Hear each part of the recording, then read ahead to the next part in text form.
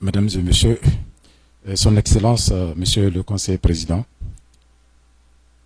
Monsieur l'Inspecteur Général en chef de la Police nationale d'Haïti, Monsieur le Protecteur adjoint du citoyen, Monsieur le Directeur exécutif du Centre d'analyse en droits de l'homme, CAR, Mesdames et Messieurs les représentants des organisations de la société civile, des droits de l'homme, Mesdames et Messieurs les représentants de la presse, chers invités, Mesdames et Messieurs, à vos titres, grades et qualités, tout protocole respecté.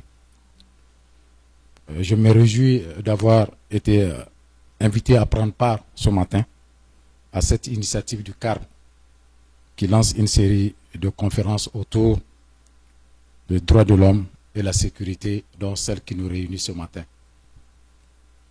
Avant de poursuivre ce propos, je voudrais transmettre les salutations de M. Arnaud Royer, le représentant du bureau conjoint du Haut Commissariat des Nations Unies aux droits de l'homme et du bureau intégré des Nations Unies des droits de l'homme en Haïti, qui a été empêché par un vol qui a été retardé depuis hier.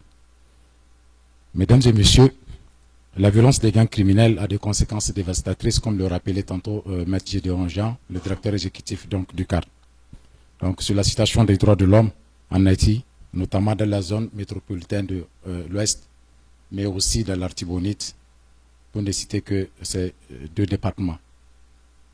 Depuis le mois de janvier 2025, mon bureau a documenté environ 1268 meurtres, 140 enlèvements et 423 blessures.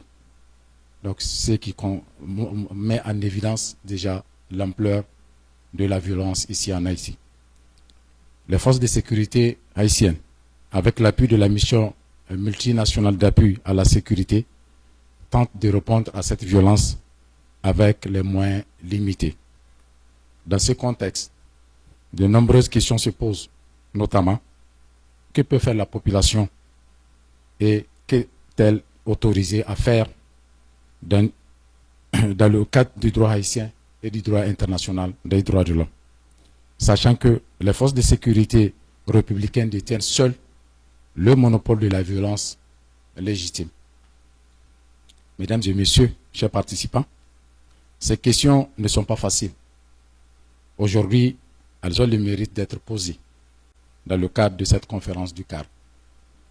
Au-delà des prises de position médiatiques, les organisations de défense des droits de l'homme haïtiennes ont en effet un rôle important à jouer pour réfléchir et discuter de manière informée sur ces questions, mais aussi de proposer des pistes de solutions pratiques pour les autorités, car il y va de leur rôle essentiel.